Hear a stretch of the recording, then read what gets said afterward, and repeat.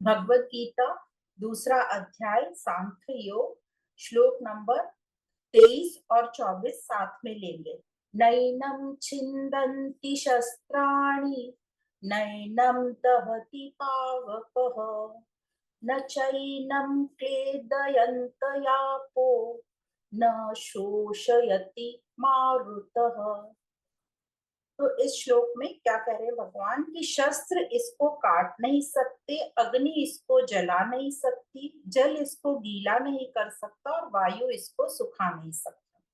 और इसी के बाद क्योंकि क्यों तो 24 नंबर के श्लोक में बोला है, श्लोक नंबर 24, अच्छेद्योयमदाह्योऽयम् अक्लेद्यो शोषय एव च नित्यः सर्वगतः स्थाणुः अचलोऽयं सनातनः। अब क्यों इसको शस्त्र काट नहीं सकते, वायु सुखा नहीं सकती? क्योंकि वह यह आत्मा नित्य रहने वाली है, सब में परिपूर्ण है, अचल है मतलब निश्चल स्थिर स्वभाव वाली, अनादि है मतलब अनंत है और सनातन है। तो क्या कह रहे हैं भगवान कि जो आत्मा है उसे तो मार ही नहीं सकते, गलती से भी नहीं मार सकते, चोरी छुपे भी नहीं मार सकते, छल करके भी नहीं मार सकते, क्योंकि वह नित्य है, जैसे श्लोक नंबर 24 में बताया। अभी श्लोक नंबर 23 में क्या बताया? नैनम छिन्दन्ति शस्त्राणि, मतलब शस्त्र इसको काट नहीं सकते, क्योंकि शस्त्र वहां तक पहुंच ही नहीं सकते, क्योंकि वो प्रकृति से बने। कौन? शस्त्र। ये सब 5 तत्वों से बने हैं शस्त्र, कोई भी औजार, मतलब पृथ्वी के 5 तत्वों से बने या पृथ्वी से बने हैं, तो वहां तक पहुंच नहीं पाते। तो उनमें फिर विकार भी उत्पन्न नहीं कर सकते, क्योंकि वो वहां पहुंच ही नहीं पाते। किसमें? आत्मा में। इसलिए आत्मा में कोई विकार भी उत्पन्न नहीं कर सकते। अब अधिकतर जो पुस्तकों में लिखा है इसका विश्लेषण कि वहां तक पहुंच नहीं सकते।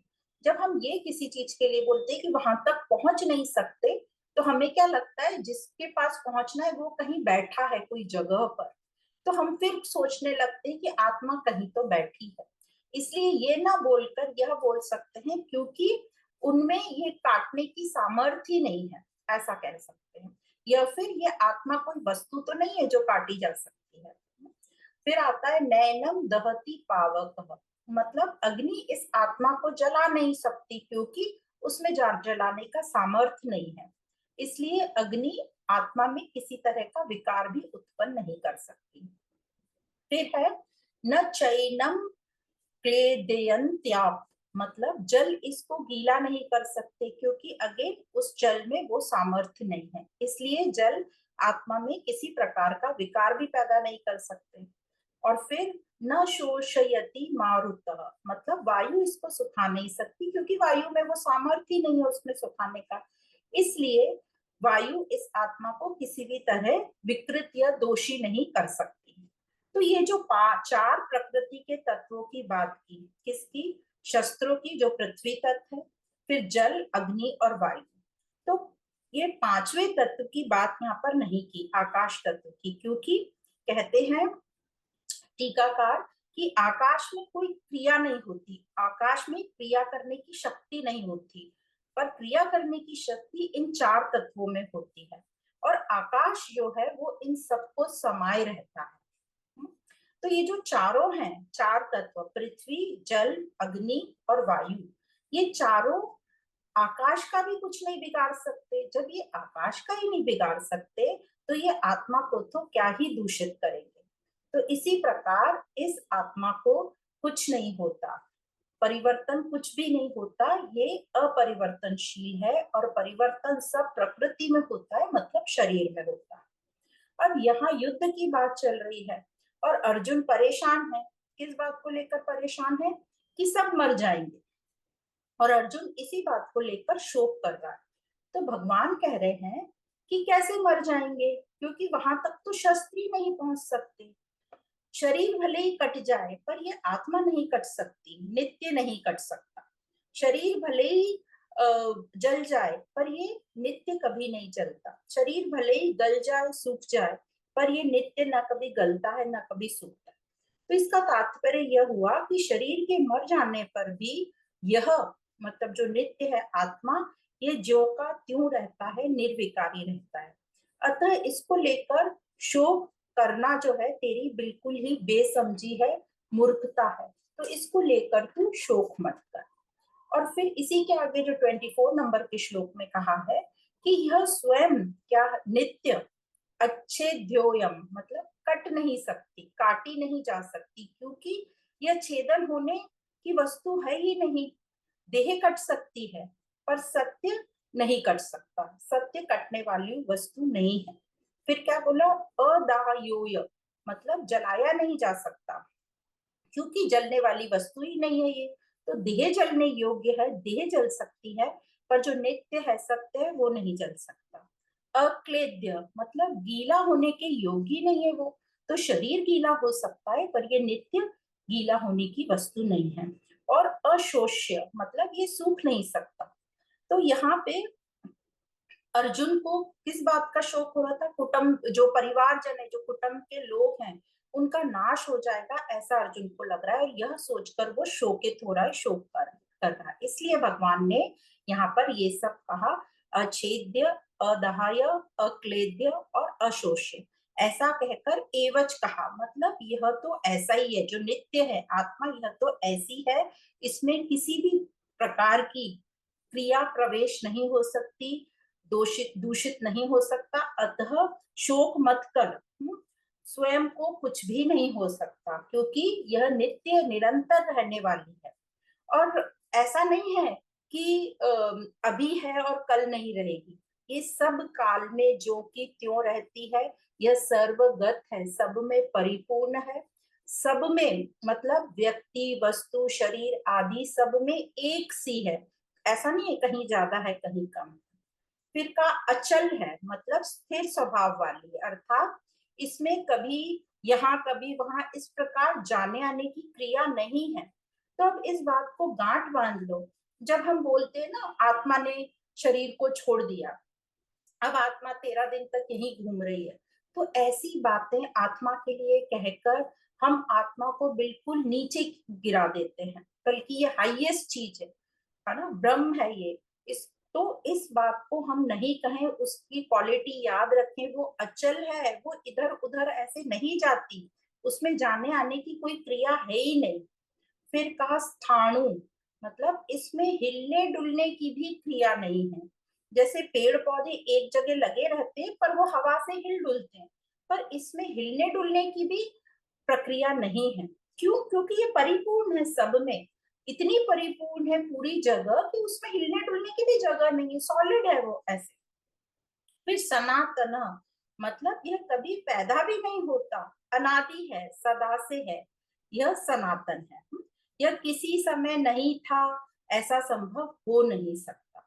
यह नित्य सर्वगत है, सर्वगत सब में है। तो ऐसा नहीं है कि ये सिर्फ देह में है या मेरी देह में है, और जब ये देह मर जाएगी तो ये उड़ के ऊपर चली जाएगी, ऐसा नहीं है। ये सर्वगत है, सिर्फ देहगत नहीं है। तो ये बात हमें ठीक से समझ में आनी चाहिए। और यह देहगत मतलब व्यक्तिगत, पर्सनली। तो हमें देहगत से सर्वगत की ओर जाना है। अभी हमारा अहंकार है जो देहगत है, व्यक्तिगत है, पर्सनल है, और इसी को हमें बड़ा करना है, आत्मा के लेवल पे ले जाना है, ताकि हम सर्वगत मतलब सब जगह परिपूर्ण हो जाए। और इसी को कहा है मुक्ति। पर हमें ऐसा लगता है कि जैसे पिंजरे में पंछी बैठा है, वैसे ही ये शरीर पिंजरा है और आत्मा उसमें बैठी है, ये हमको लगता है। जैसे कि बता दिया कि ये कहीं बैठी नहीं है। जैसे जब बोला कि शस्त्र उसको काट नहीं सकते क्योंकि वहां पहुंच नहीं सकते, नहीं, वहां पहुंच नहीं सकते से फिर यही लगेगा कि वो कहीं बैठी है और हमें कहीं पहुंचना है। तो क्योंकि इसमें कटने की ये वस्तु ही नहीं है कटने की, इसलिए ऐसा बोला गया।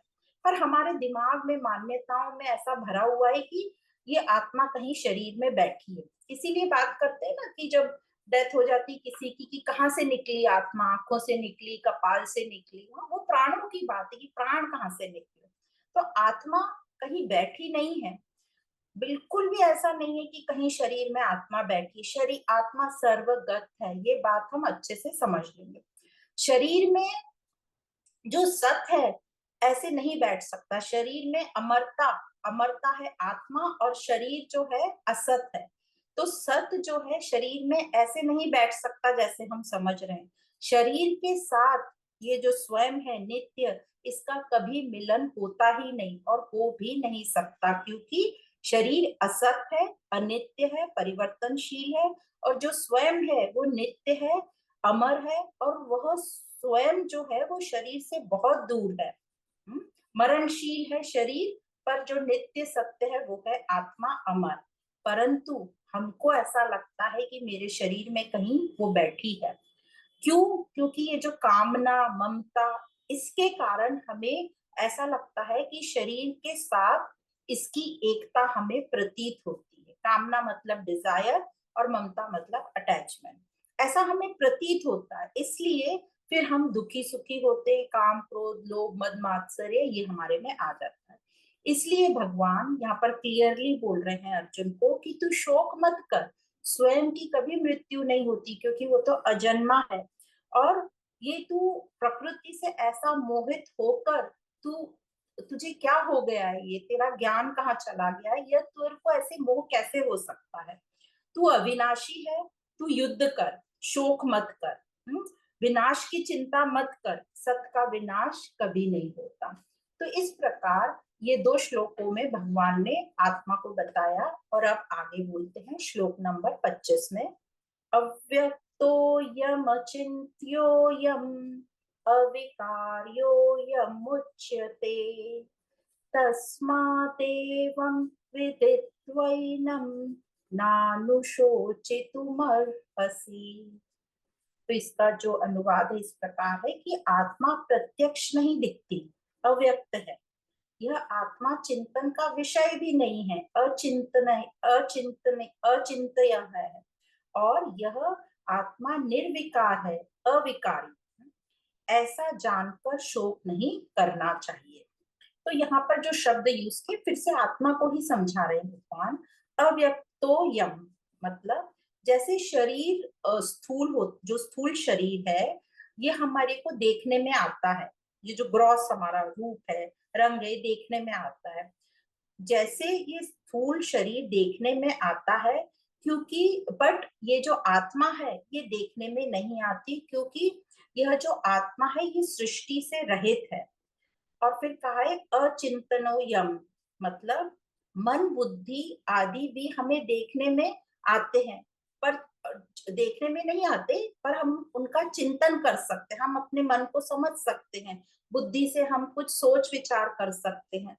तो ये जो मन बुद्धि है, जो हमारा सूक्ष्म शरीर है, उसको भी हम विचारों से समझ सकते हैं, मतलब ये चिंतन के योग्य हैं, विषय हैं। परंतु जो आत्मा है वो चिंतन का विषय भी नहीं है, क्योंकि वह सूक्ष्म सृष्टि से भी रहित है।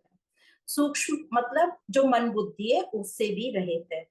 और पहले स्थूल की बात की थी, मतलब ये जो शरीर मांसपेशियों से बना है, जो शरीर, उससे भी वो रहित है।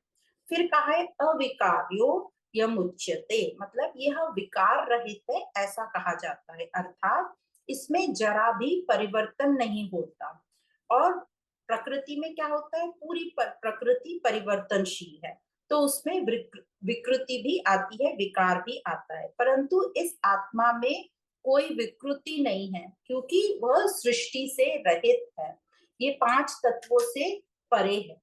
तो ये जो 24 और 25 श्लोक में आत्मा का वर्णन दिया, क्या क्या बोला है, अच्छेद्य, अदाह्य, अक्लेद्य, अशोष्य, अचल, अव्यक्त, अचिंतनीय और अविकार्य।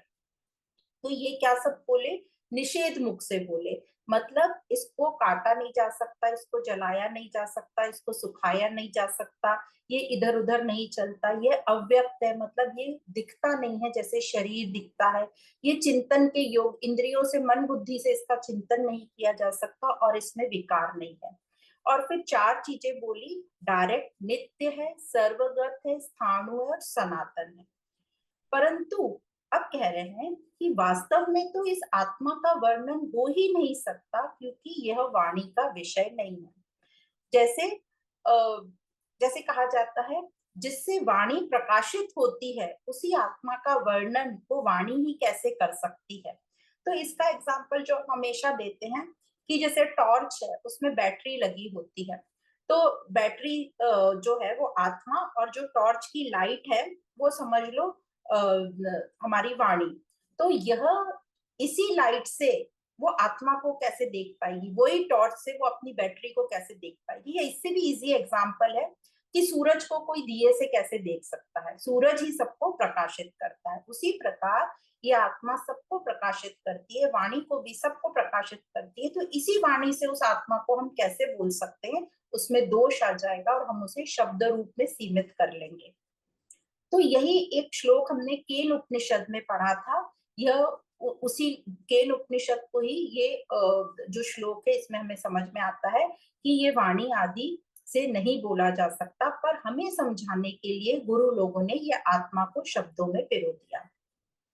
अब यह सब बताकर अर्जुन से कह रहे हैं कृष्ण कि शोक न कर, आत्मा के लिए तो तू शोक कर ही नहीं सकती क्योंकि वो मरती ही नहीं, और प्रकृति के लिए जो मरती है उसके लिए तू शोक मत कर, क्योंकि ये तो प्रकृति का नियम है, ये ऐसा ही चलेगा, मरना जन्मना मरना जन्मना ये चलता रहेगा। और तुम जो हो प्रकृति हो नहीं, मतलब जो मर रहा है उनसे तुम्हारा कोई भी निजी ताल्लुक नहीं है, निजी रिश्ता नहीं है।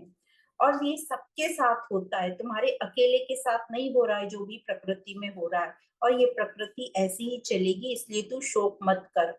तो हमको ऐसा लगता है दुख तो होगा, कोई हमारे नियर डियर की मृत्यु होती है तो दुख होगा, पर दुख को इतना भी लंबा मत खींच लो या इतना भी गहरा मत कर खींच लो कि हम अपने जीवन का उद्देश्य भूल जाए, हम जीना भूल जाए। तो इस प्रकार ये 24-25 श्लोक में कहा गया। अब हम आगे चलते हैं, आगे भगवान क्या कहते हैं, श्लोक नंबर 26। अथ चैनम नित्य जातम नित्यं वा मन्यसे मृतम तथापि त्वं महाबाहो नैवं शोचितुमर्हसि।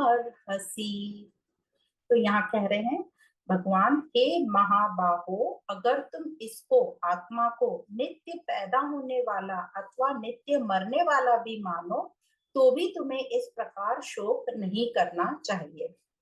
तो यहाँ कहने का क्या तात्पर्य है, यहाँ भगवान का कहना है कि आत्मा तो नित्य है, पर तुम ऐसा मान लो कि यह मरने वाली है तो भी शोक नहीं करना चाहिए। इसका मतलब ये हुआ कि तुम प्रकृति को ही आत्मा मान बैठे हो, या आत्मा को प्रकृति जैसा मान बैठे हो, दोनों भी तरीके से तुम्हें शोक नहीं करना चाहिए, क्योंकि प्रकृति जो मरती है तो फिर जन्म भी लेती है, और फिर जन्मा हुआ मरता भी है, और फिर जन्मता है। मरना तो पक्का ही है, और मरने वाले का जन्म मतलब सेम नहीं, व्यक्तिगत नहीं, पर उस अहम का जन्म तो होता है। इस नियम को कोई भी टाल नहीं सकता। फिर एग्जाम्पल देते हैं भाष्यकार लोग, जैसे बीज से अंकुर निकलता है और फिर वृक्ष बन जाता है। तो प्रतिक्षण ये जो बीज है ये बदल रहा है, बीज से वृक्ष बन जाना मतलब बीज का मरना हुआ और वृक्ष का जन्म हुआ। तो इस प्रकार ये प्रकृति ऐसे ही चलती है। और फिर और एग्जाम्पल भी देख सकते हैं, जैसे पेड़ों के पत्ते सूख जाते हैं तो आप ही झड़ जाते हैं, तो ये जो पेड़ के पत्ते झड़ गए मतलब उनकी मृत्यु हो गई, और फिर आपको आप नए पत्ते आ जाते हैं मतलब नए पत्तों का जन्म हुआ। तो शोक किसके लिए कर रहे हो, तो ये प्रश्न हमें अपने आप से करना है। भगवान का कहना है कि यदि तुम आत्मा को शरीर की तरह मान लो, नित्य जन्मने वाला और मरने वाला, तो भी शोक का विषय नहीं बन सकता, क्योंकि प्रकृति में तो जन्म और मरण दोनों होगा, मरेगा तो जन्मेगा भी, तो जन्मेगा फिर से, तो फिर शोक की क्या बात है। तो ये हमारे अंदर जब जिज्ञासा होगी कि मैं कौन हूं, हम अपने आप से प्रश्न करते रहेंगे कि मैं कौन हूँ, ये सब क्या है, वे कौन है, मैं किसके लिए शोक कर रहा हूँ, और ये शोक का मतलब क्या है। जैसे एक श्लोक में पहले भी हमने पढ़ लिया कि हम शोक क्यों करते हैं, है ना, क्योंकि हमें और जीना है इसलिए हम शोक करते हैं, या हमें और सुख देखने हैं इसलिए हम शोक करते हैं। तो हम मरने के लिए नहीं, हम सुख उठाने के लिए शोक करते हैं। और यहाँ पूछ रहे हैं भगवान, और हम अपने आप से प्रश्न करें कि मैं हूं कौन, जो बार बार ये जो शरीर में आ रहा है और जा रहा है। तो यहाँ तक इस श्लोक तक ये समझ में आ रहा है कि जो आत्मा है वो ना कभी जन्मती है ना कभी मरती है, वो अजन्मी है, नित्य है और अपरिवर्तनशील है। और जो प्रकृति है उसके अनेक जन्म होते हैं और अनेक मरण होते हैं और नित्य परिवर्तनशील है। और जो व्यक्ति है, जो हम सब हैं प्राणी, उसका एक जन्म होता है और एक मरण होता है। तो हम जो भी अपने अपने इस नाम जो हमने शरीर को दे रखे हैं, वो नाम से हम एक ही बार जन्मेंगे और एक ही बार हमारा मरण होगा। इसीलिए अध्यात्म कहता है कि यही जीवन है, इसी में हमें अपने उद्देश्य के लिए काम करना चाहिए। फिर आगे चलते हैं श्लोक नंबर 27। तो अभी भगवान सबसे उच्चतम ज्ञान देते जा रहे हैं, पर अर्जुन को कोई असर नहीं हो रहा है। जातस्य हि ध्रुवो मृत्यु ध्रुवं जन्म मृतस्य च तस्मात् परिहार्येऽर्थे न त्वं शोचितुमर्हसि। तो भगवान कह रहे हैं कारण कि पैदा हुए की मृत्यु जरूर होगी और मरे हुए का जन्म जरूर होगा। अतः इस जन्म मरण रूप परिवर्तन के प्रवाह का निवारण नहीं हो सकता। अतः इस विषय में तुम्हें शोक नहीं करना चाहिए। तो इसके पहले श्लोक में भी बताया और यहाँ भी बता रहे हैं कि जात्यस्य ही ध्रुवो मृत्युर ध्रुवम, मतलब प्रकृति में जन्म मृत्यु निश्चित है तो वह शोक का विषय नहीं हो सकता। जिसका जन्म हुआ है मृत्युर ध्रुवम, मतलब जरूर उसका मरण भी होगा। और फिर इसी श्लोक की नेक्स्ट लाइन में क्या कहा, इस जन्म मरण रूप परिवर्तन, ये जन्म मरण का जो प्रवाह है इसको कोई चेंज नहीं कर सकता, ये अनंत काल तक ऐसे ही चलता रहेगा। और इस दृष्टि से तुम्हारे लिए शोक करना उचित नहीं है, ऐसा भगवान अर्जुन को बोल रहे हैं। तो ये जो चिंता है, ये शोक है, ये क्यों हमें होती है? हमें बार बार इतना सब पढ़ने के बाद भी हमको बार बार चिंता शोक दुख ठीक है एक लेवल तक, पर हम शोक में चले जाते हैं, चिंताओं से ग्रस्त हो जाते हैं और फिर हमें बहुत सारी बीमारियां हो जाती हैं।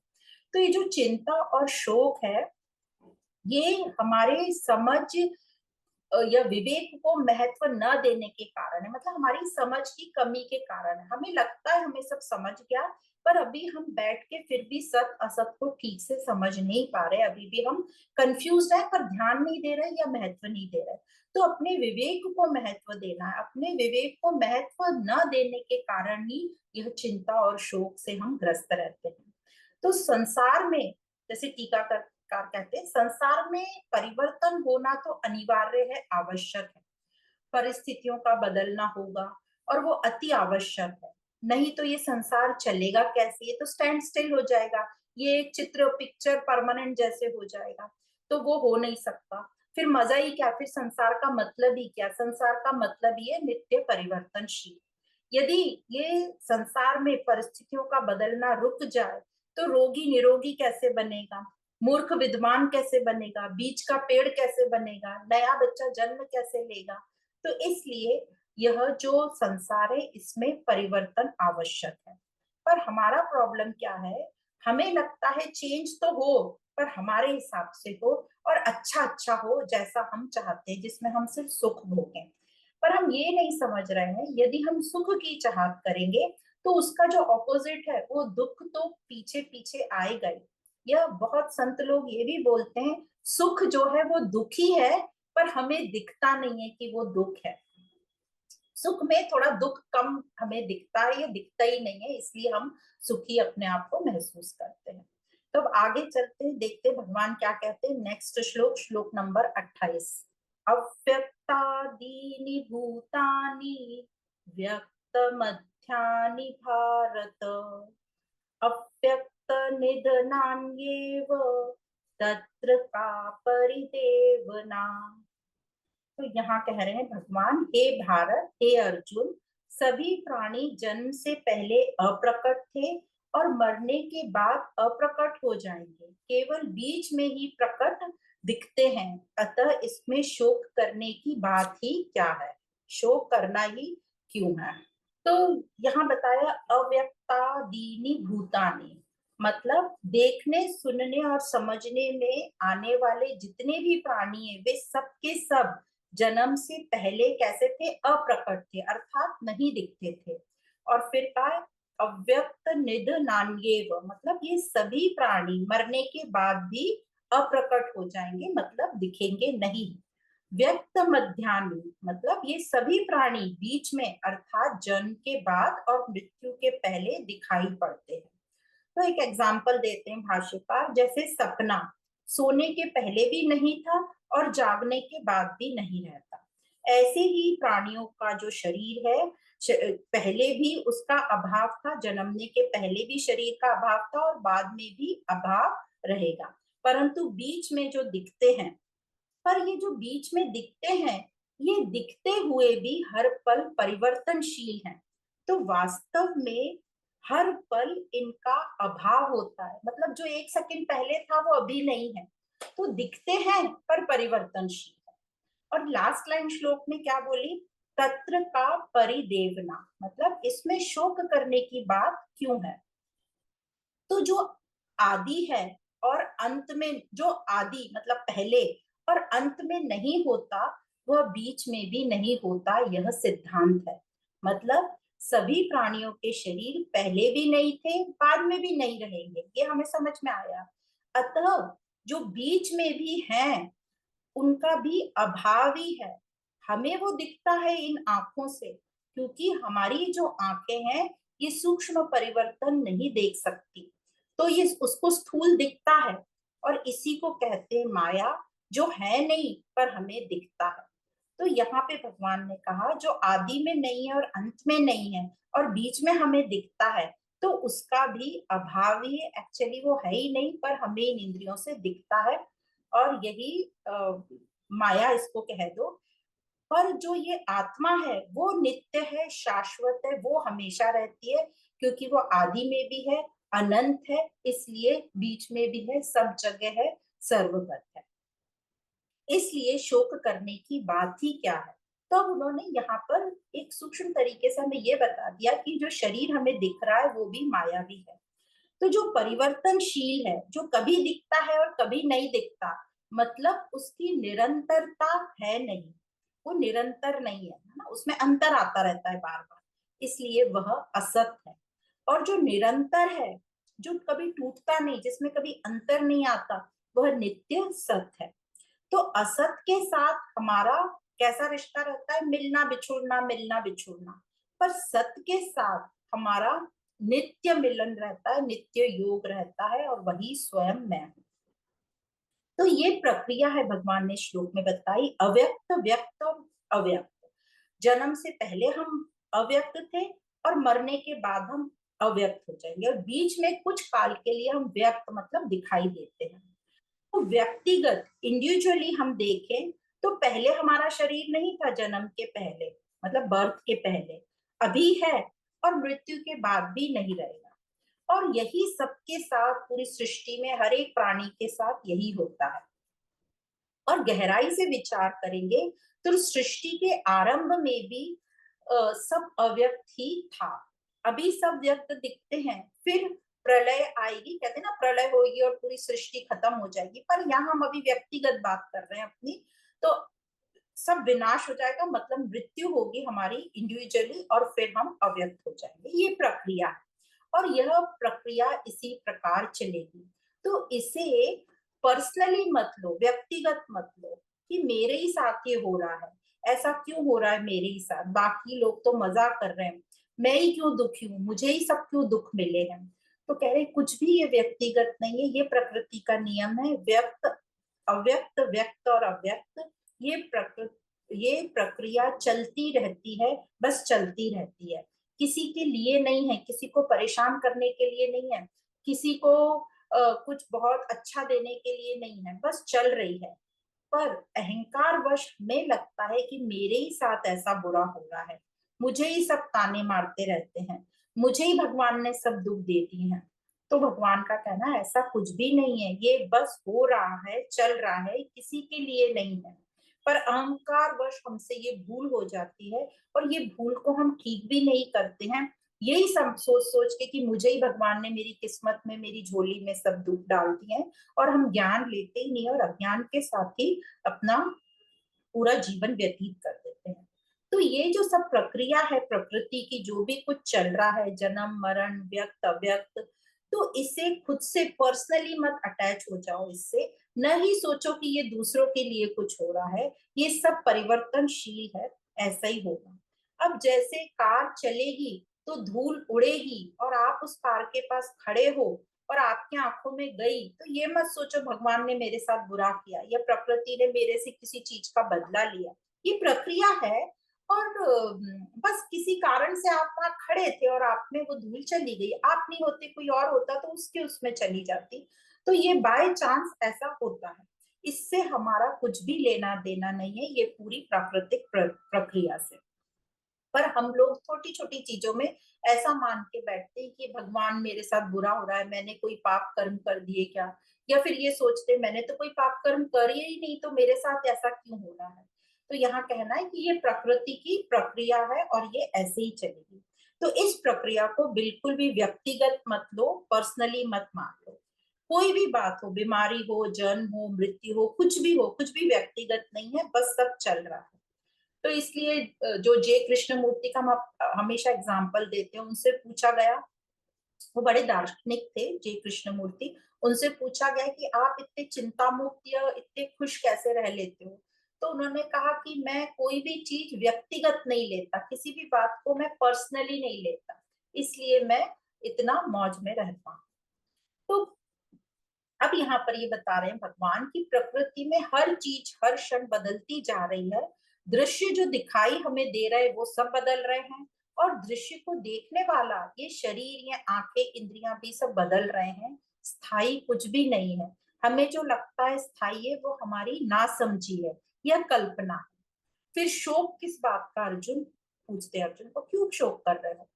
बस इस पूरी प्रकृति में हमारे लिए उपयोगी क्या है उसको देख लो, अपना उद्देश्य याद रखो, उसके उद्देश्य के लिए जो उपयोगी है उसका सदुपयोग करो, जितना जरूरी है उतना ही लो, उतना ही उसका उपयोग करो। तो प्रकृति को दृष्टा बनकर देखो, उससे ना राग करो ना द्वेष करो, ऐसा संबंध होना चाहिए हमें हमारी प्रकृति से। क्यों? क्योंकि हम राग रखेंगे तो उसे, किसी भी चीज से हम अटैच हो जाएंगे, राग रखेंगे तो उसे हम भोग भोग कर नष्ट कर देंगे। जैसे आप किसी को भी कोई भी चीज ले लो, हमें उससे सुख मिलता है, या सोच लो कोई पर्यटन स्थल, कोई हिल स्टेशन अच्छा लगता है तो इतने लोग वहां जाते हैं कि उस जगह का पूरा नाश करते हैं, उसको भोग भोग कर उसको पूरा खत्म कर देते हैं। या कोई भी चीज ले लो, हमारी कोई भी हैबिट ले लो, फूड हैबिट, या हमें मीठे का शौक है तो इतना मीठा खाएंगे कि अपनी सेहत खराब कर लेंगे। तो इस प्रकार हम राग किसी चीज से रखते हैं तो उस चीज को हम भोग भोग कर पूरा बर्बाद कर देते हैं।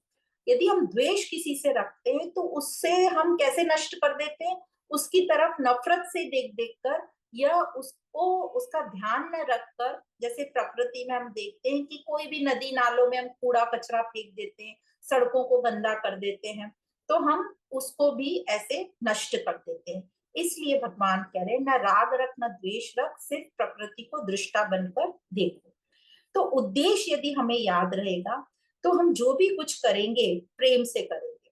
तो उद्देश्य से यदि हमारा प्रेम होना चाहिए, जो भी हमारा उद्देश्य, यदि हमारी कुछ जिज्ञासा कब बोलते हैं, जब हमें स्वयं से प्रेम हो और स्वयं को हम जानना चाहते हैं। तो जब उद्देश्य से प्रेम होगा तो हम जो भी यात्रा में करेंगे वो सब प्रेम से करेंगे, किसी को भी हम भोगेंगे नहीं, किसी का भी हम शोषण नहीं करेंगे। तो यदि ये वेदांत या भगवत गीता ठीक से समझ में आ गई तो जो हमारी लाइफस्टाइल है वो पूरी बदल जाएगी, हमारा खाना पीना रहना सब संतुलित हो जाएगा, ना ज्यादा ना कम। तो जैसे हम सभी ने देखा है कि हम लोग इतने जैसे टेस्ट के लिए मरते हैं या कोई ब्रांड के लिए हमारी जान निकलती है। तो हमको किसी चीज का टेस्ट अच्छा लग गया तो हम कितनी कितनी दूर जाकर वहां से सामान मंगाएंगे खाने के लिए। जैसे बंगाली मिठाई चाहिए तो बंगाली बाबू से ही लेंगे, हमें माँ के हाथ की पूरन पोली चाहिए या हमें इस जगह की पूरन पोली चाहिए, यहाँ के रसगुल्ले चाहिए। ये सब हमने इतनी गांठ बांध के चीजें रख ली है तो हम टेस्ट के कारण इनको भोग रहे हैं और अपने आप को नष्ट कर रहे हैं। तो भगवान कहते हैं कि ये सब परिवर्तनशील है।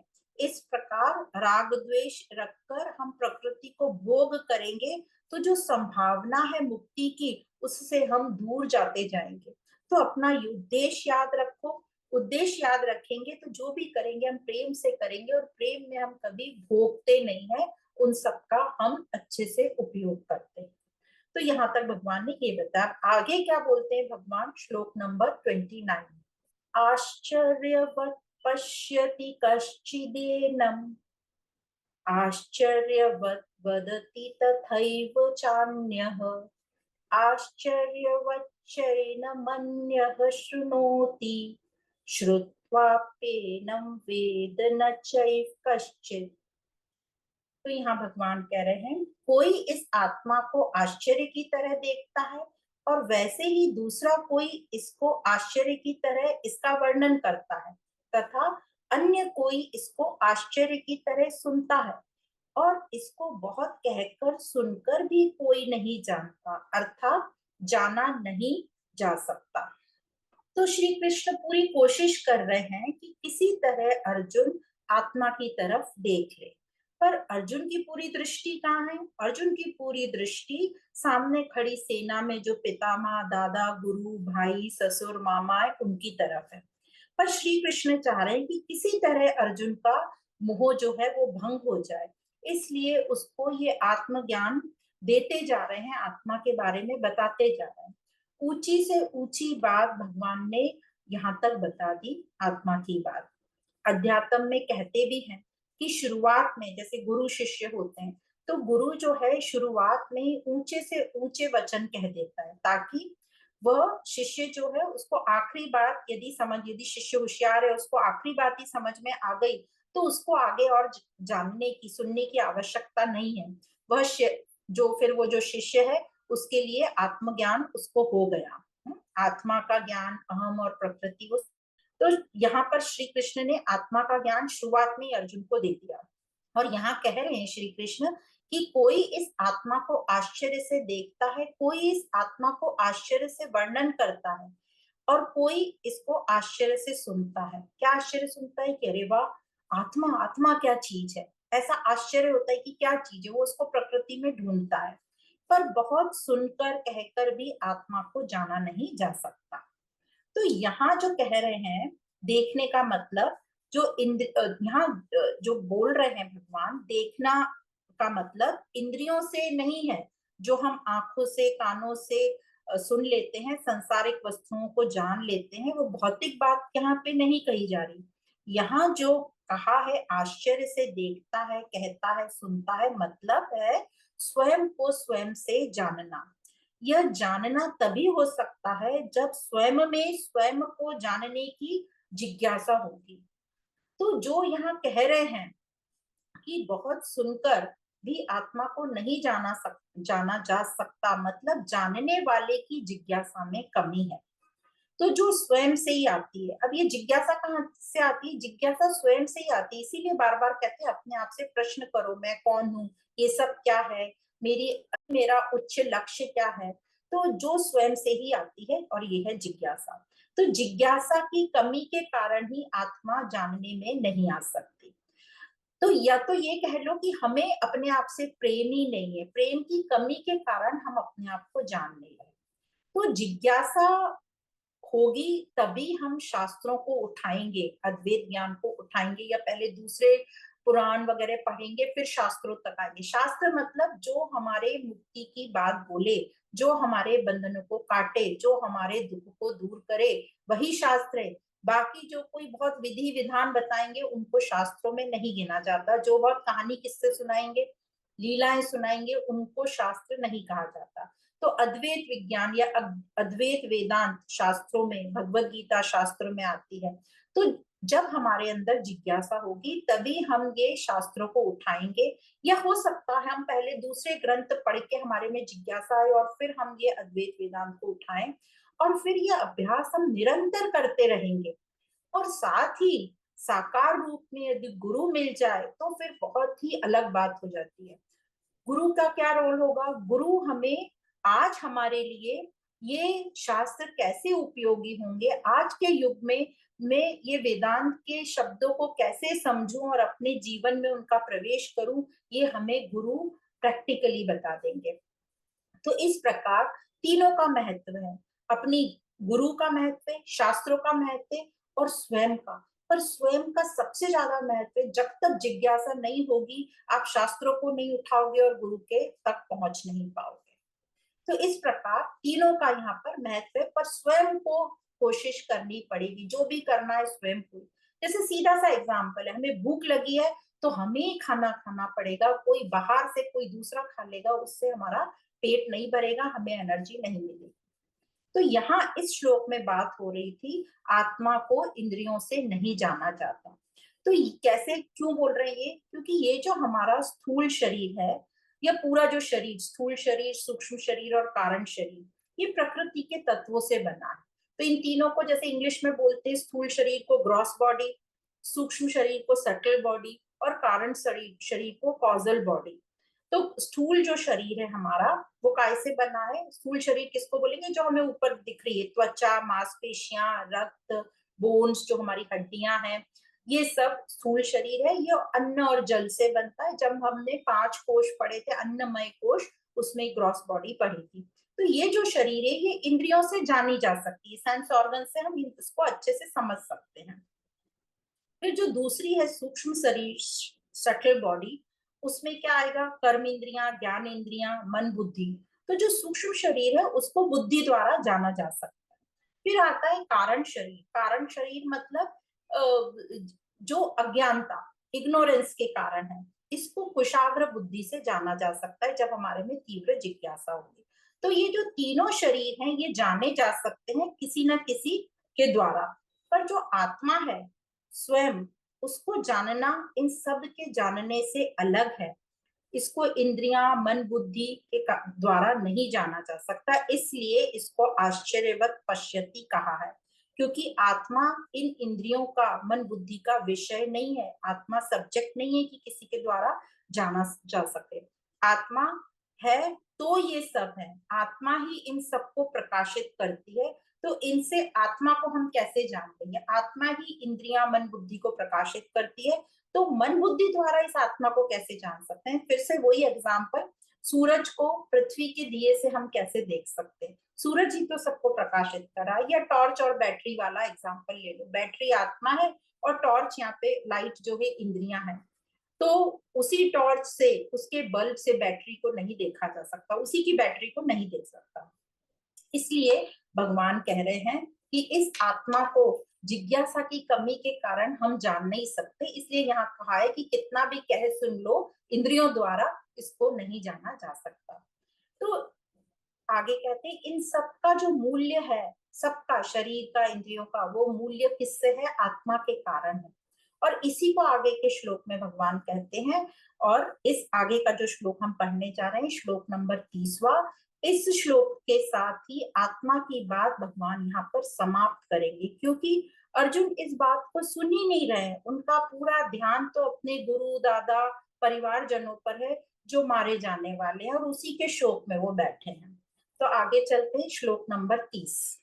देहि नित्यम पथ्योयम देहे सर्वस्य भारत, तस्मात् सर्वाणि भूतानि न त्वं शोचितुमर्हसि। हे अर्जुन, हे भरतवंशी अर्जुन, ये जो आत्मा है यह नित्य है, अवध्य है, मतलब जिसको मारा नहीं जा सकता। ये शरीर की तरह वध्य नहीं है, शरीर को मारा जा सकता है, शरीर नष्ट होता है। तो शरीर से संबंधित जो चेतना नष्ट होती है, लेकिन चेतना का जो उच्चतम स्थान है, शिखर है, आत्मा, वो शरीर के नष्ट होने पर भी नष्ट नहीं होती। अतः तुम्हें किसी भी प्राणी के लिए शोक नहीं करना चाहिए। तो श्री कृष्ण यहाँ क्या कह रहे हैं कि सभी प्राणियों का मूल आत्मा से है, और प्राणी नष्ट हो जाएगा पर आत्मा नष्ट नहीं होगी, फिर शोक काहे का। तो जैसे एग्जाम्पल देते हैं, जैसे गिफ्ट बॉक्स होता है, और ये जो गिफ्ट बॉक्स है उसमें किसकी कीमत है, गिफ्ट की कीमत है। तो गिफ्ट बॉक्स की कीमत गिफ्ट से है, तो गिफ्ट बॉक्स को हम खोलते हैं और क्या करते हैं, फेंक देते हैं या साइड में कहीं स्टोर रूम में डंप कर देते हैं। तो गिफ्ट बॉक्स के फेंकने पर रोते हैं क्या? तो शोक नहीं करते। ऐसे ही शरीर के जाने से शोक नहीं करते, क्योंकि गिफ्ट तो हमारे ही पास है। आत्मा तो हम स्वयं ही है। गिफ्ट बॉक्स की कीमत किससे थी? गिफ्ट से थी, जो हमारे पास है। इसी प्रकार शरीर की कीमत आत्मा से है, जो हमेशा रहती है। तो गिफ्ट बॉक्स फेंकने के बाद कौन शोक करता है? ना? या शरीर के जाने के बाद अब बताओ कौन शोक करेगा? कोई मूर्ख ही होगा जो उसके लिए शोक करेगा। इसलिए अर्जुन, शोक मत कर, युद्ध कर। तो कृष्ण ने यहाँ तक पूरा आत्मज्ञान दे दिया। 11वें श्लोक से 30वें श्लोक तक पूरी आत्मा की बात हुई, और पूरा आध्यात्मिक ज्ञान यही तीन बात समझाने के लिए। क्या? ये सब क्या है? मेरे अंदर क्वेश्चन आना चाहिए, सब जो मुझे दिखाई दे रहा है क्या है? मतलब प्रकृति। ये सब क्या है? प्रकृति क्या है मुझे पता होना चाहिए। शरीर, संसार, ये सब जो भी परिवर्तनशील है, जो भी मुझे इन आंखों से दिखाई देता है, ये इंद्रियों से समझ आता है। फिर दूसरा, मैं कौन हूँ? तो अभी तो मैं आत्मा नहीं हूँ, अभी तो मैं अहंकार या अहम।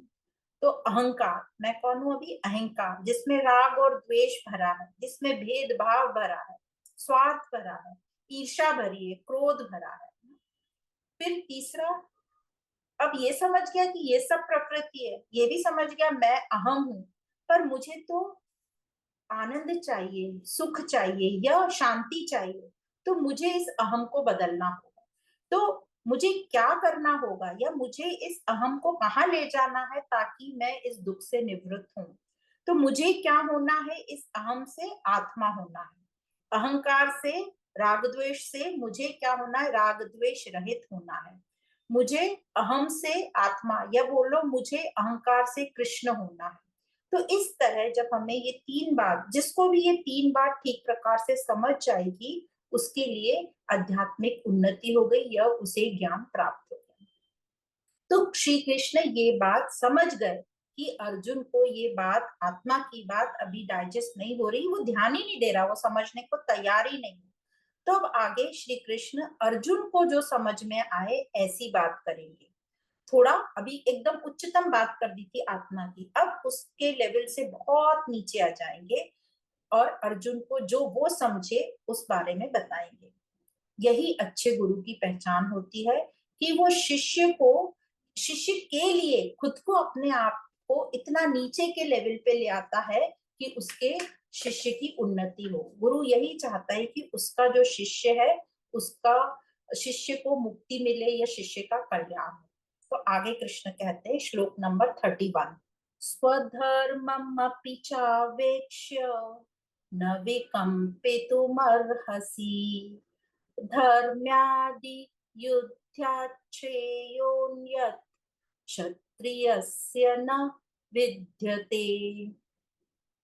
तो भगवान कह रहे हैं, अपने क्षत्रिय धर्म को देखकर भी तुम्हें विकंपित अर्थात कर्तव्य कर्म से विचलित नहीं होना चाहिए, क्योंकि धर्ममय युद्ध से बढ़कर क्षत्रिय के लिए दूसरा कोई भी कल्याणकारक कर्तव्य नहीं है। युद्ध करो धर्म के लिए, ऐसा भगवान यहाँ कह रहे हैं। तो देखो, इसके पहले श्लोक तक भगवान क्या बता रहे थे कि तुम प्रकृति नहीं हो, तुम आत्मा हो, शोक मत करो, है ना? ये सब यहाँ तक कहा। और अब क्या कह रहे हैं? तुम क्षत्रिय हो, और क्षत्रियों के लिए सबसे महत्वपूर्ण बात क्या होती है? क्षत्रिय का धर्म क्या होता है? प्रजा की रक्षा करना। प्रजा पर कोई मुसीबत आए तो उसके लिए युद्ध करना। तो युद्ध करो। तो कहाँ से कहाँ आ गए? अभी तक बोल रहे थे शोक मत करो, तुम शरीर नहीं, तुम आत्मा हो, और अब बता दिया तुम क्षत्रिय हो, युद्ध करो। तो उसको उसी की भाषा में बोल रहे हैं, क्योंकि अर्जुन को अपने वर्ण का अभिमान था। अर्जुन हमेशा क्षत्रिय होने के नाते युद्ध की तैयारी करते रहते थे। तो अर्जुन ने कहा था कि ये युद्ध करने से वर्ण संकर हो जाएगा, मतलब वर्ण में दोष आ जाएगा, हमारी जाति में जाति दूषित हो जाएगी, सब उसने कहा था ना, क्योंकि स्त्रियां ज्यादा रह जाएंगी तो जो संतानें होंगी वो मिलावट दूषित होंगी, तो हमारे कुल का जो है दोष आ जाएगा। फिर श्राद्ध पक्ष और ये सब बात करी थी। तो यहाँ वर्ण की बात कह दी भगवान ने कि तू क्षत्रिय है, अर्थात क्षत्रिय का मेन धर्म होता है युद्ध करना, प्रजा की रक्षा करना। तो ये कहकर तू क्षत्रिय है, और ये भी कह दिया तू युद्ध कर, पर धर्म के लिए युद्ध कर। तो भगवान ने युद्ध कर कहकर ये भी बोल दिया धर्म के लिए युद्ध कर, मतलब कृष्ण की अपनी जो बात है थोड़ी रह जाए, ताकि धर्म मतलब मुक्ति के लिए, मोह तेरे कटे इसलिए, बंधन तेरे कटे इसलिए। तो इस प्रकार भगवान ने अर्जुन को उसका क्षत्रिय धर्म याद दिलाकर और कहा युद्ध कर। पर अभी भी अर्जुन को नहीं समझा है, तो आगे भगवान कहते हैं श्लोक नंबर 32, यदृच्छया चोपपन्नम स्वर्ग द्वारम पावृतम सुखिनः क्षत्रियाः पार्थ लभन्ते युद्धमीदृशम। भगवान कह रहे हे पार्थ, हे अर्जुन, ये युद्ध अपने आप में प्राप्त हुआ खुला हुआ स्वर्ग का दरवाजा भी है। हे पार्थ, ये क्षत्रिय बड़े भाग्यशाली हैं जिनको ऐसा मौका मिला है, मतलब युद्ध करने का जिनको मौका मिला है, वे क्षत्रिय बहुत ही भाग्यशाली होते हैं।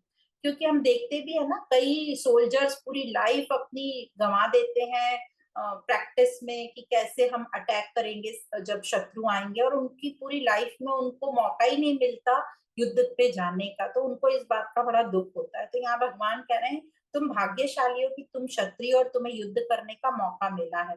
तो और ये युद्ध तो स्वर्ग का दरवाजा है, क्योंकि अर्जुन को स्वर्ग प्राप्ति की भी लालसा थी। वह भी उसने कृष्ण को कहा था कि ना इनको मारकर मैं स्वर्ग की प्राप्ति भी क्यों ना कर लूं तो भी नहीं मारूंगा। तो देखो, आत्मा आत्मा कहते हुए भगवान ने क्षत्रिय बता दिया, और अब बता दिया कि ये युद्ध जो है स्वर्ग का दरवाजा है। तो किस लेवल पर भगवान बोल रहे हैं, और भगवान को भी कितनी दिक्कत हुई होगी कि इतने ऊंचे लेवल से अब इतनी नीची लेवल की बात करने का। फिर भी अभी अर्जुन को कुछ फर्क नहीं पड़ रहा है, तो आगे भगवान 33 नंबर का श्लोक बोलते हैं, अथ चैत्वमिमं धर्म्यं संग्रामं न करिष्यसि ततः स्वधर्मं कीर्तिं च हित्वा पापमवाप्स्यसि। भगवान कह रहे हैं अब अगर तू यह धर्ममय युद्ध नहीं करेगा तो अपने धर्म और कीर्ति का त्याग करके पाप को प्राप्त होगा। तो कहने का तात्पर्य है तुम जो है खुला स्वर्ग का द्वार जो सौभाग्य रूप तुम्हें मिला है उसको छोड़कर, कीर्ति को भी छोड़कर यह ठीक नहीं कर रहे हो। तो अर्जुन को अपनी कीर्ति का भी था कि मेरे को कीर्ति मिले, है ना, और पाप की भी बात अर्जुन ने ही कही थी कि इन सबको मारकर मुझे पाप ही लगेगा। तो यही सब बातें हमारे ऊपर भी लागू होती है। हम सबको कीर्ति भी प्यारी है, पाप से हम डरते भी हैं, अपनी जाति का हमें घमंड भी है, और समाज में हमारा नाम खराब ना हो या अपकीर्ति का भय भी हमें लगा रहता है। तो हम सभी, और साथ में हम सबको स्वर्ग की कल्पना भी है, भले ही हम कितना भी समझ जाए तो भी लगता है पाप पुण्य की हम बातें करते हैं, और पाप पुण्य स्वर्ग पुनर्जन्म ये सब सब एक ही लाइन की चीजें हैं। तो यह सब देखकर कृष्ण ने अर्जुन को इस प्रकार कहा कि युद्ध छोड़कर भागेगा तो पाप का भागी होगा। मतलब भगवान को लग रहा आत्मा नहीं भी इसको समझ में आ रही, तो जो समझ में आ रहा है बस वह बता दें इसको, वह ये कर ले ताकि किसी तरह यह मोह इसका भंग हो या मुक्ति की तरफ ये बढ़ चले। तो इसलिए भगवान कह रहे हैं कि तू युद्ध छोड़कर भागेगा तो पाप का भागी बनेगा, और स्वर्ग का द्वार तू छोड़ रहा है। और आगे और भगवान कहते हैं श्लोक नंबर 34, अकीर्तिं चापि भूतानि कथयिष्यन्ति ते व्ययाम् संभवा वित्तस्य च कीर्तिर् मरणादतिरिच्यते।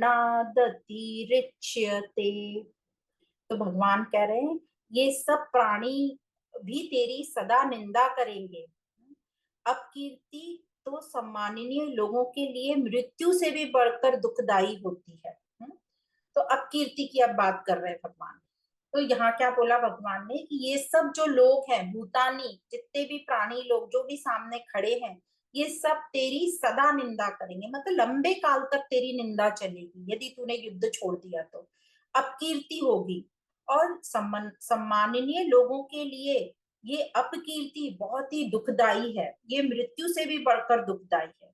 तो युद्ध से भाग गया तो सब तेरी बुराई करेंगे, अपकीर्ति निंदा करेंगे, और जो तू सहन नहीं कर पाएगा, और ये निंदा तो मृत्यु से भी बढ़कर है। इसलिए युद्ध करके तू मृत्यु को प्राप्त हो जा, मृत्यु को ही पाले तू, तो ये निंदा से तू बच जाएगा। तो इस प्रकार यहाँ अपकीर्ति से बचने की बात बोल दी भगवान ने। और हम जानते हैं कि भगवान ने आगे क्या कहा है। आगे के हम जब श्लोक पढ़ेंगे तो भगवान कहेंगे निंदा स्तुति में सम हो जा, है ना, समता की बात कही है। तो भगवान का उद्देश्य है यहाँ पर अर्जुन को निंदा की बात बोलकर किसी तरह उसका मोह भंग हो जाए। और भगवान फिर आगे कहते हैं 35वें नंबर के श्लोक में, भयाद्रणादुपरतम मंस्यन्ते त्वां महारथाः येषां च त्वं बहुमतो भूत्वा यास्यसि लाघवम्। तो भगवान कह रहे हैं ये महारथी लोग, ये कौरव सेना वाले तुझे युद्ध से डरकर भागा हुआ मानेंगे, जिसके लिए तू बहुमान्य था, बहुमान्य है मतलब विश्वसनीय है, शूरवीर है, जिसने अनेकों को जो हरा चुका है, उनकी दृष्टि में तू लघुता, छोटा, तुच्छता को प्राप्त होगा। मतलब भगवान अर्जुन को कह रहे हैं कि उनकी दृष्टि में तू गिर जाएगा। तो अभी तक अर्जुन को दुख लग रहा था कि ये सब मारे जाएंगे, मेरे परिवार वाले, मेरे दादा पितामह, ये सब मारे जाएंगे, उसका दुख था। तो भगवान ने यह तुच्छता और अपकीर्ति की बात कहकर अर्जुन के सामने इससे भी बड़ा दुख खड़ा कर दिया। जो उसको अपने परिवारजनों की मौत का दुख हो रहा था, उससे बड़ा उसकी तुच्छता और अपकीर्ति की बात खड़ी कर दी। ये कह दी कि अब इसको इसका अपकीर्ति का लालच देंगे तो शायद ये युद्ध के लिए आगे बढ़ेगा। और आगे के श्लोक में भगवान कहते हैं, दूसरा अध्याय श्लोक नंबर 36, अवाच्य वादांश्च बहून् वदिष्यन्ति तवाहिताः निन्दन्तस्तव सामर्थ्यं ततो दुःखतरं नु किम्। तो भगवान कहते हैं तेरे शत्रु लोग तेरी सामर्थ्य की निंदा करते हुए बहुत से न कहने योग्य वचन भी कहेंगे, उससे बढ़कर और दुख की बात क्या होगी। तो पहले श्री कृष्ण ने क्या कहा था, 11वें से 30वें श्लोक तक सब ये प्रक्रिया है, प्राकृतिक है, सब शोक मत कर, शरीर मरता है, जन्मता है, आत्मा नहीं, शोक करने की कोई बात नहीं है। अब क्या कह रहे हैं श्री कृष्ण, युद्ध नहीं करेगा तो तेरी निंदा होगी, इससे बड़े दुख की बात क्या है। तो अब देखो भगवान को भी किस लेवल पे आना पड़ा ये बोलने के लिए। श्री कृष्ण को भी बहुत मुश्किल हुई होगी कि इस प्रकार के वचन बोलने के लिए, पर वो अर्जुन के हितैषी हैं और वो चाहते हैं बस किसी तरह अर्जुन का ये जो मोह है ये मिट जाए। जैसे एग्जाम्पल भी, हम भी बच्चों को कुछ ऊंचा काम करने के लिए छोटे मोटे लालच देते रहते हैं ना, वैसे ही भगवान कर रहे हैं। पर भगवान में और हमारे में बहुत अंतर है। हम भौतिक चीजों के लिए करते हैं बच्चों को पैम्पर, पर भगवान तो अल्टीमेट उद्देश्य अपनी मुक्ति के लिए कर रहे हैं। वो हमें आगे पता चलेगा। वो बोल तो रहे हैं कि तू युद्ध कर, पर कैसे युद्ध कर वो भी सिखा रहे हैं, तू धर्म के लिए युद्ध कर। और आगे क्या बोलते हैं, अभी जो बोल रहे हैं कि ये जो तुझे दुख होगा, तेरी अपकीर्ति होगी, उसके लिए बात कर रहे हैं। पर अब आगे के श्लोक में हम देखेंगे भगवान अर्जुन को क्या बोल रहे हैं। दूसरा अध्याय श्लोक नंबर 37, हतो वा प्राप्स्यसि स्वर्गम जित्वा वा भोक्ष्यसे महीम् तस्मादुत्तिष्ठ कौन्तेय युद्धाय कृत निश्चयः। भगवान कह रहे हैं अगर युद्ध में तू मारा जाएगा तो तुझे स्वर्ग की प्राप्ति होगी, और अगर युद्ध में तू जीत जाएगा तो पृथ्वी का राज्य भोगेगा। अतः हे कुंती नंदन, तू युद्ध के लिए निश्चय करके खड़ा हो जा। तो अब श्री कृष्ण कहते हैं युद्ध में मर गए तो स्वर्ग का सुख मिलेगा, क्योंकि स्वर्ग का भी अर्जुन को लालच था ना, उसको था स्वर्ग में मुझे स्वर्ग भी मिले तो भी मैं इनको नहीं मारूंगा, और जीत गए तो राज्य का सुख मिलेगा, मतलब दोनों ही बातों में तेरी भलाई है, इसलिए खड़ा हो जा, युद्ध कर। तो एक तरीके से भगवान अर्जुन को युद्ध करने के लिए एक धक्का मार रहे, पुश कर रहे हैं, या बोलो अर्जुन को धमका रहे हैं। तो अभी तक कृष्ण ने क्या कहा था कि मुक्ति ही तुम्हारा धर्म है, आत्मा में स्थित हो जाओ, और अब क्या कहना पड़ रहा है, स्वर्ग मिलेगा, सुख मिलेगा। एकदम ऐसी बात कह दी कृष्ण ने, जो कृष्ण कभी नहीं कहते। पर गुरु लोगों की यही महानता है कि शिष्य को मुक्ति की राह दिखाने के लिए वो किसी लेवल तक भी आ जाते हैं, अपने शिष्य के हितैषी होने के कारण। इसके बाद श्री कृष्ण फिर से थोड़ी सी ऊंची बात, मतलब ऊंचे लेवल की बात अर्जुन को कहते हैं, क्योंकि श्री कृष्ण को लगता है कि अरे कहाँ आत्मा की बातें कर रहे थे और अब सब वर्ण आश्रम पर आ गए, सुख दुख पे आ गए, निंदा पे आ गए, अब कीर्ति पे आ गए, स्वर्ग पे आ गए। तो अब आगे क्या कहते हैं भगवान, श्लोक नंबर 38, सुख दुखे समे कृत्वा लाभा लाभो जया जयौ ततो युद्धाय युज्यस्व नैवं पापमवाप्स्यसि। भगवान कह रहे हैं जय पराजय, लाभ हानि और सुख दुख को समान करके फिर युद्ध में लग जा, इस प्रकार युद्ध करने से तू पाप को प्राप्त नहीं होगा। तो यहाँ श्री कृष्ण ये इसलिए कह रहे हैं क्योंकि अर्जुन ने कहा था कि परिवार के लोगों को मारने से मुझे पाप लगेगा, इसलिए मैं युद्ध नहीं करूंगा। तो श्री कृष्ण का कहना है मुझे पाप लगेगा इसलिए युद्ध ना करना, ये अपना कर्तव्य ना निभाना, ये बात है। तो ये तो अपनी कामना है, ये स्वार्थ है, ये सेल्फिश पना है। तो कामना का त्याग करके तू युद्ध के लिए खड़ा हो जा। तू ये लाभ हानि, जय पराजय, दुख सुख मत देख। तेरा उद्देश्य लाभ हानि, जय पराजय या सुखी दुखी होने में नहीं है।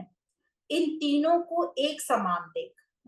तो जय का मतलब यहाँ सुख, तू जीत जाएगा तो तुझे राज्य का सुख मिलेगा, और पराजय का मतलब तू मर भी गया तो तुझे स्वर्ग की प्राप्ति होगी।